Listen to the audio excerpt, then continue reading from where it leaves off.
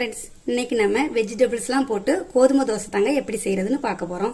இது செய்யறதுக்கு மொத்தமே ஒரு 1/4 மணி நேரம் தாங்க ஆகும். ரொம்ப குயிக்கா செய்யலாம்.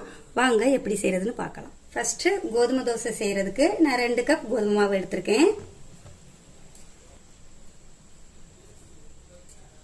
இப்போ இந்த மாவுக்கு தேவையான கொஞ்சமா உப்பு, அது கூட தேவையான அளவுக்கு தண்ணி சேர்த்து இப்போ மாவை மிக்ஸ் பண்ணிக்குவோம்.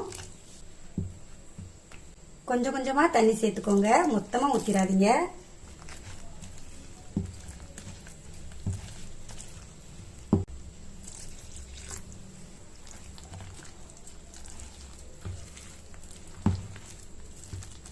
இந்த அளவுக்கு தோசை மாவு பதத்துக்கு கரைச்சி வச்சுக்கோங்க.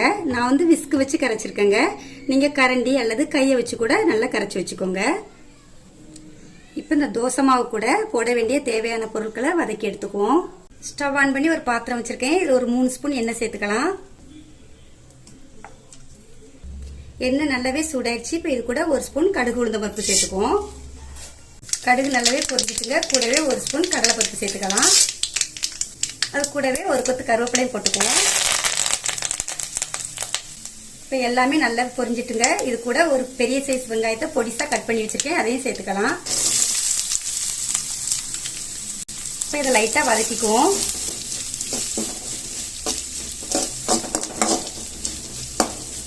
கூடவே ஒரு பச்சை மிளகாவை பொடிசா கட் பண்ணி வச்சிருக்கேன், அதையும் சேர்த்துக்கலாம்.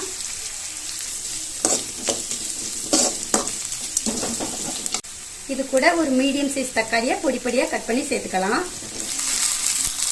இப்போ இதையும் லைட்டா வதக்கிக்கலாம்.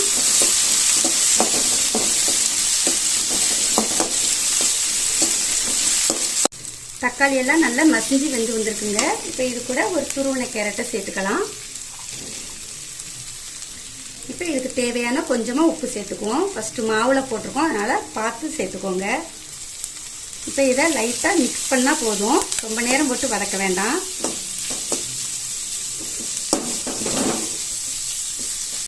மொத்தத்தில் இது எல்லாத்தையுமே ஒரு 3 நிமிஷம் வதக்கினா போதுங்க, ரொம்ப நேரம் போட்டு வதக்க வேண்டாம். இப்போ ஸ்டவ் ஆஃப் பண்ணிடலாம்.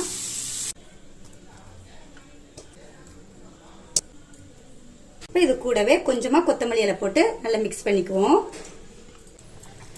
காலையில டிஃபனுக்கு எதுவுமே இல்லைன்னா 10 நிமிஷத்துல சட்டுன்னு இது செஞ்சிடலாங்க. இப்ப இதை தோசை ஊத்திக்குவோம். கல் நல்லாவே சூடாயிடுச்சுங்க. இப்ப இதுல மாவை ஊத்திக்கலாம்.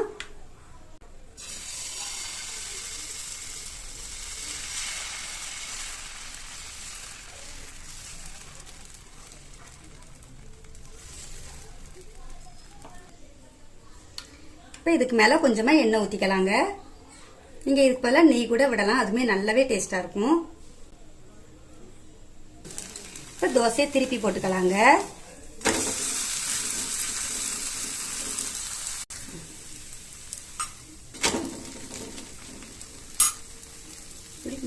இந்த மாதிரி தோசையை ஒரு 2 முறை நீங்கள் மாற்றி போட்டிங்கன்னா ஓரங்கள்லாம் நல்லா கிறிஸ்பியாக வருங்க. இப்போ தோசையை எடுத்துக்கலாம். இப்போ இது மாதிரியே எல்லா மாவையும் ஊற்றி எடுத்துக்கலாம்.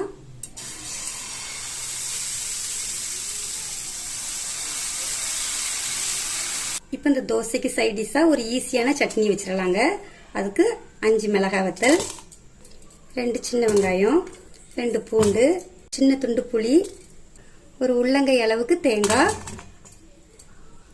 ஒரு கைப்பிடி பொட்டுக்கடலை, இது கூட ஒரு கொத்து கருவேப்பிலை, கொஞ்சமா மல்லி இலை, கடைசியா கொஞ்சமா உப்பு சேர்த்து லைட்டா தண்ணி விட்டு அரைச்சி எடுத்துக்கலாம்.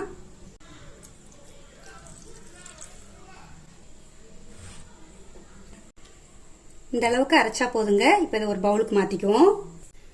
தாளிக்கிறதுக்கு ஃபர்ஸ்ட் கொஞ்சமா எண்ணெய் ஊத்திக்கலாம்.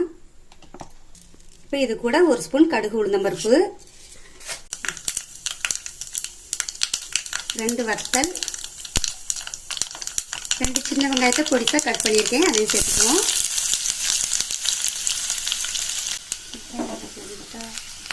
எல்லாமே நல்லா பொரிஞ்சிட்டுங்க. இப்போ இது கூட ஒரு கொத்து கருவேப்பிலை சேர்த்துட்டு ஸ்டவ் ஆஃப் பண்ணி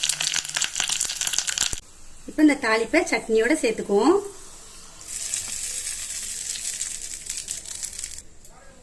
இதை மிக்ஸ் பண்ணிக்கலாங்க. அவ்வளோதாங்க, சூப்பராக சட்னி ரெடி ஆயிடுச்சு. அவ்வளவுதாங்க, சுட சுட வெஜிடபிள்ஸோட கோதுமை தோசையும் சட்னியும் சூப்பரா ரெடி ஆயிடுச்சு. கோதுமை தோசை பிடிக்காதவங்க கூட இந்த மாதிரி செஞ்சு கொடுத்தா விரும்பி சாப்பிடுவாங்க. எங்க வீட்லயுமே விரும்ப மாட்டாங்க, ஆனா இந்த மாதிரி செஞ்சு கொடுப்பேன். எல்லாருமே அடியும் முடியுமா எடுத்து சாப்பிடுவாங்க. நீங்களும் இதே மாதிரி கண்டிப்பா உங்க வீட்டுல செஞ்சு பாருங்க. எப்படி இருக்குன்னு கமெண்ட்ல சொல்லுங்க. ஃபர்ஸ்ட் ஒரு லைக் போடுங்க. மறக்காம நம்ம சேனலுக்கு சப்ஸ்கிரைப் பண்ணுங்க. நன்றி.